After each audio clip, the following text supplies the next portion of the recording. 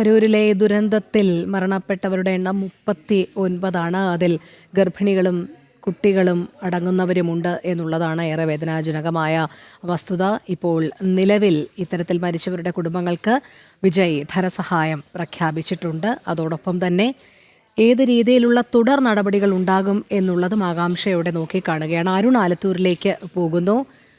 അരുൺ, ആശുപത്രി പരിസരത്ത് നിലവിൽ വിവിധ രാഷ്ട്രീയ കക്ഷി നേതാക്കളൊക്കെ നേരത്തെ എത്തിക്കൊണ്ടിരിക്കുന്നതിൻ്റെ ദൃശ്യങ്ങൾ നമ്മൾ കണ്ടതാണ്. അവരോട് തങ്ങളുടെ ദുഃഖങ്ങൾ പറയാനായി തടിച്ചുകൂടിയിരിക്കുന്ന മരിച്ചവരുടെയും പരിക്കേറ്റവരുടെയും ഒക്കെ ബന്ധുമിത്രാദികളും അവിടെ ഉണ്ട്. നിലവിലിപ്പോൾ എന്താണ് അവിടുത്തെ സാഹചര്യം?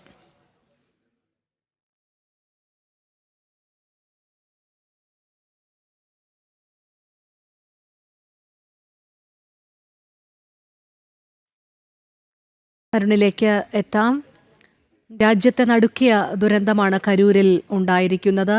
TVKയുടെ റാലിക്കിടെയുണ്ടായ തിക്കിലും തിരക്കിലും നൂറുകണക്കിന് ആളുകളാണ് ചതഞ്ഞ് അതിനുള്ളിലേക്ക് അകപ്പെട്ടു പോയത്. 39 പേരുടെ മരണം സ്ഥിരീകരിച്ചു. 111-ലേറെ പേർ നിലവിൽ ഇപ്പോഴും ചികിത്സയിൽ തുടരുകയാണ്. പലരുടെയും നില അതീവ ഗുരുതരമായി തന്നെ തുടരുകയാണ്. 7 മണിക്കൂറോളമാണ് ഈ റാലിക്ക് വേണ്ടിയുള്ള തിക്കും തിരക്കും ആ പ്രദേശത്ത് രൂപം കൊണ്ടത്. 12 മണിക്ക് നടൻ വിജയും TVK അധ്യക്ഷനും ആയ വിജയ് എത്തും എന്നറിയിച്ചിരുന്നു. അതിൻ്റെ അടിസ്ഥാനത്തിൽ ആളുകൾ അവിടെ തടിച്ചുകൂടുകയായിരുന്നു. 7 മണിയോടുകൂടിയാണ് വിജയ് അവിടെ എത്തിച്ചേർന്നത്. അതിനിടയിൽ വലിയ തിക്കും തിരക്കും അനുഭവപ്പെട്ടു. അങ്ങനെ ഉണ്ടായ തിക്കിലും തിരക്കിലും പെട്ടാണ് ഇത്തരത്തിൽ ദാരുണമായ ഈ അപകടം സംഭവിച്ചത്.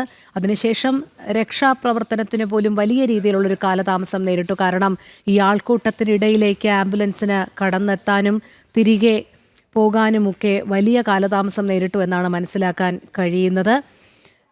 ആളുകൾക്ക് ദാഹജലം പോലും ഈ മണിക്കൂറുകളിൽ കിട്ടിയിരുന്നില്ല എന്നാണ് മനസ്സിലാക്കാൻ സാധിക്കുന്നത്.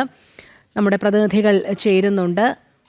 നന്ദനിലേക്ക് വീണ്ടും പോവുകയാണ്. നന്ദൻ, ഒരു ഭാഗത്ത് ആരോപണ പ്രത്യാരോപണങ്ങളുമായി TVKയും സ്റ്റാലിൻ സർക്കാരും നിൽക്കുന്നു. മറുഭാഗത്ത് സാധാരണക്കാരിലും സാധാരണക്കാരായ നിഷ്കളങ്കരായ ജനങ്ങളാണ് പിടഞ്ഞു വീണ് മരിച്ചത്. അവർക്ക് ഒരു നീതി കിട്ടിയേ മതിയാകുകയുള്ളൂ. കേവലം ധനസഹായ പ്രഖ്യാപനങ്ങളിൽ മാത്രം ഒതുങ്ങേണ്ടുന്ന ഒന്നല്ല. കാരണം TVKയുടെ നേരത്തെ ഉണ്ടായ റാലിയിലൊക്കെ തന്നെ മദ്രാസ് ഹൈക്കോടതി ആശങ്ക പ്രകടിപ്പിക്കുന്ന ഒരു സാഹചര്യം ഉണ്ടായിരുന്നു. വലിയ തിക്കും തിരക്കുമൊക്കെ അനുഭവപ്പെടുന്നുണ്ട്. നിങ്ങൾ വേണ്ട മുൻകരുതലുകൾ സ്വീകരിച്ചിട്ടുണ്ടോ എന്നതടക്കമുള്ള കാര്യങ്ങൾ അന്നേ കോടതി ഉന്നയിച്ചതാണ് ചോദ്യമായി. പക്ഷേ തുടർ നടപടികളൊന്നും സ്വീകരിക്കാത്തതിൻ്റെ ഫലമായിട്ടാണ് 39 പേരുടെ ജീവൻ അവിടെ പൊലിയാനിടയായത് എന്ന് മാത്രമല്ല, ഇപ്പോഴും ചികിത്സയിലുള്ളവരുടെ പലരുടെയും നില അതീവ ഗുരുതരമായി തുടരുകയുമാണ്. അതുകൊണ്ട് ക്രിയാത്മകമായ മാതൃകാപരമായ ഒരു തുടർ നടപടിയാണ് ഇനിയും സ്വീകരിക്കേണ്ടത്. ഈയാംപാറ്റകളെ പോലെ പിടഞ്ഞു വീഴാൻ സാധാരണക്കാർ ഇത്തരം റാലികളിൽ എത്തുമ്പോൾ അവർക്ക് വേണ്ടുന്ന മുൻകരുതൽ എടുക്കേണ്ടത് ഒരു സംസ്ഥാന സർക്കാരിൻ്റെയും അതോടൊപ്പം അത് നടത്തുന്നവരുടെയും ഒക്കെ ഉത്തരവാദിത്തമാണ്, കടമയാണ്, ചുമതലയാണ് എന്നുള്ളൊരു ബോധ്യം അവരിലേക്ക് എത്തിക്കണമെങ്കിൽ തുടർ നടപടികൾ ശക്തമായി തന്നെ ഉണ്ടായേ മതിയാകുകയുള്ളൂ. അതിനനുസൃതമായി തന്നെ ആയിരിക്കുമോ കേന്ദ്ര സർക്കാരിൻ്റെ ഒരു ഇടപെടൽ ഈ വിഷയത്തിൽ ഉണ്ടാകുന്നത്? ഒരു തുക നൽകിക്കൊണ്ട് ഈ വിഷയത്തിൽ നിന്നും, അതായത് മരണപ്പെട്ടവരുടെ കുടുംബാംഗങ്ങൾക്കും പരിക്കേറ്റവർക്കും ചെറിയ തുക നൽകിക്കൊണ്ട് അവർക്ക് ചെറിയ സാമ്പത്തിക സഹായം പ്രഖ്യാപിച്ചുകൊണ്ട് ഈ വിഷയത്തിൽ നിന്നും ഒഴിഞ്ഞു മാറുവാൻ വേണ്ടിയാണ് TVK അല്ലെങ്കിൽ അതിന്റെ തലവനായിട്ടുള്ള വിജയ് ശ്രമിക്കുന്നത് എന്നുള്ളതാണ്. അതായത് പണം ഇറക്കിക്കൊണ്ട് ഈ ഇന്നലെ ഉണ്ടായ ഈ ദുരന്തത്തിൽ നിന്നും കരകയറാൻ ശ്രമിക്കാൻ ഉള്ള ഒരു അത്തരം നടപടികളിലേക്കാണ് ഇതിനോടകം തന്നെ TVK അല്ലെങ്കിൽ വിജയ് പോയിരിക്കുന്നത് എന്ന് വേണം വിലയിരുത്തുവാൻ. ഏതായാലും ഇത് സംബന്ധിച്ച് കേന്ദ്ര സർക്കാരിന്റെ നിലപാടുകൾ വ്യക്തമാണ്. ഇതിനോടകം തന്നെ പ്രാഥമിക അന്വേഷണവുമായി ബന്ധപ്പെട്ട് അല്ലെങ്കിൽ പ്രാഥമിക ഒരു റിപ്പോർട്ട് ഇതിനോടകം തന്നെ കേന്ദ്ര സർക്കാരിന് സംസ്ഥാന സർക്കാർ കൈമാറി.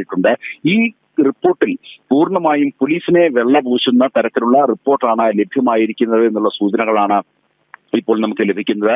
ഈ റിപ്പോർട്ടിൽ പോലീസിന് ഒരു തരത്തിലും വീഴ്ചയുണ്ടായതായി സംസ്ഥാന സർക്കാർ സമ്മതിക്കുന്നില്ല. ആവശ്യമായ പോലീസ് വിന്യാസം നടത്തിയിട്ടുണ്ട് എന്നുള്ളതാണ് പ്രധാനമായും ഈ റിപ്പോർട്ടിൽ ചൂണ്ടിക്കാണിക്കുന്നത്. മാത്രമല്ല, ഈ റിപ്പോർട്ടിന്മേൽ ഇനി എന്ത് തുടർ നടപടി കേന്ദ്ര സർക്കാർ സ്വീകരിക്കുമെന്നുള്ളത് ഏറെ നിർണായകമാണ്. ഏതെങ്കിലും തരത്തിലുള്ള സഹായങ്ങൾ വേണമോ എന്നുള്ള ആവശ്യം ഈ ദുരന്തം നടന്നതിന് മിനിറ്റുകൾക്ക് ശേഷം തന്നെ കേന്ദ്ര ആഭ്യന്തരമന്ത്രി അമിത്ഷാ നേരിട്ട് തമിഴ്നാട് മുഖ്യമന്ത്രി NK സ്റ്റാലിന്റെ ഫോണിൽ വിളിച്ച് ആരാഞ്ഞിരുന്നു. മാത്രമല്ല തമിഴ്നാട് ഗവർണർ RL രവിയുമായും കേന്ദ്ര ആഭ്യന്തരമന്ത്രി സംസാരിക്കുകയുണ്ടായി. ഇതിനുശേഷമാണ് കൂടുതൽ അതായത് കേന്ദ്ര സർക്കാരിന്റെ ഒരു ഇടപെടൽ കൂടുതൽ ശക്തമായത് എന്ന് വേണം വിലയിരുത്തുവാൻ.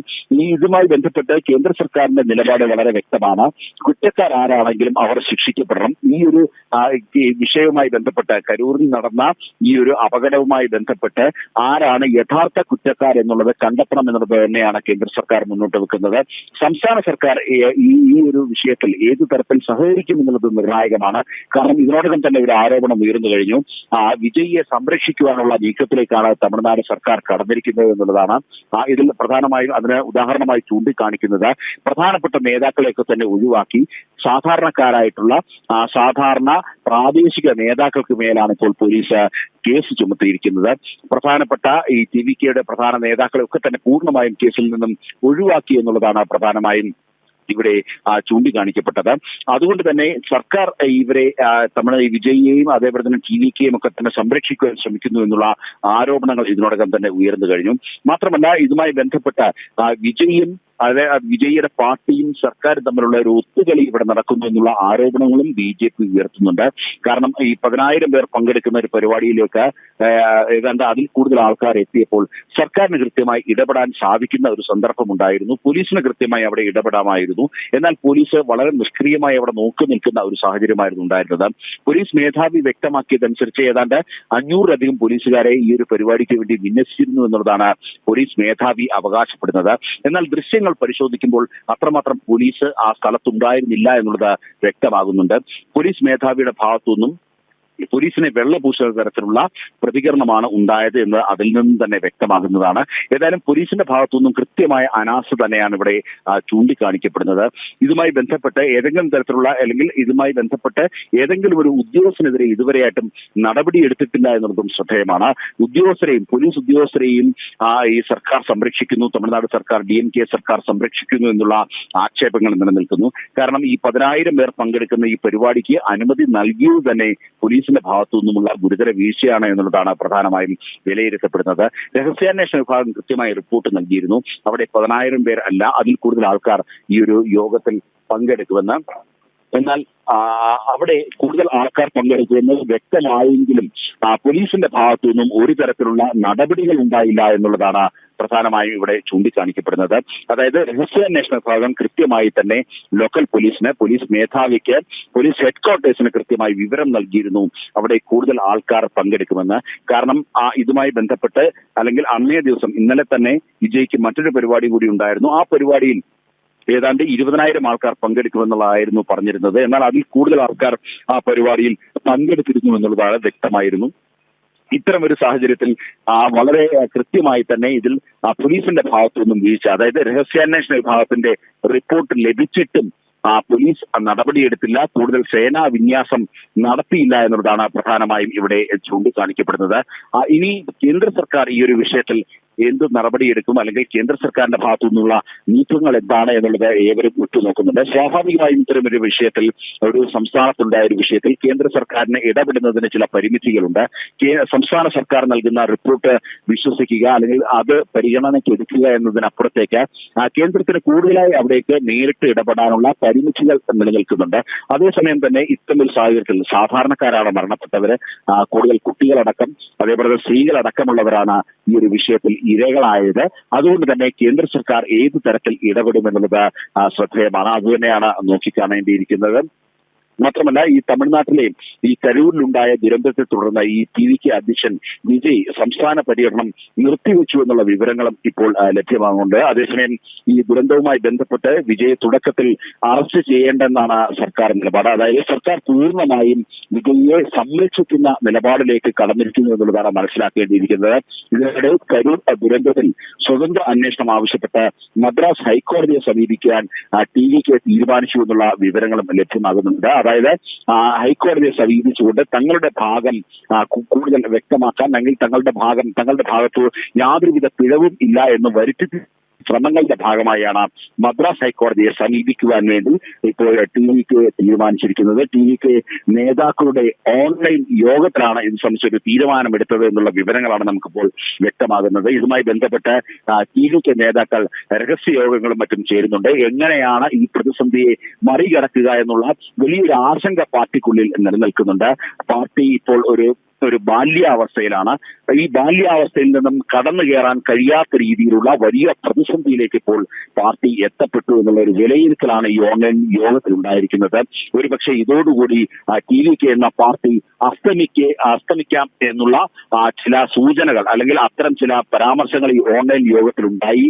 ചില നേതാക്കൾ, പ്രാദേശിക നേതാക്കൾ അടക്കം അത്തരം ചില പരാമർശങ്ങൾ നടത്തി എന്നുള്ള വിവരങ്ങളാണ് ലഭ്യമാകുന്നത്. ഏതായാലും ഈ വിഷയവുമായി ബന്ധപ്പെട്ട് ടിവിക്ക് നേതാക്കൾക്കിടയിലും ചില ആശയക്കുഴപ്പം നിലനിൽക്കുന്നു എന്നുള്ളതാണ് വസ്തുത. അതായത് ഈ വിജയുടെ ഭാഗത്തു നിന്നും ഉണ്ടായത് വലിയ വീഴ്ചയാണ് എന്ന തരത്തിൽ ടിവിക്ക് പാർട്ടിയിൽ തന്നെയുള്ള ചില വിമർശനങ്ങൾ, ഈ ഓൺലൈൻ യോഗത്തിൽ വിമർശനങ്ങൾ ഉയർത്തി എന്നുള്ളതാണ് നമുക്കിപ്പോൾ ലഭ്യമാകുന്ന വിവരങ്ങൾ. ശരി, നന്ദഗോപനാണ് വിവരങ്ങൾ നൽകിയത്.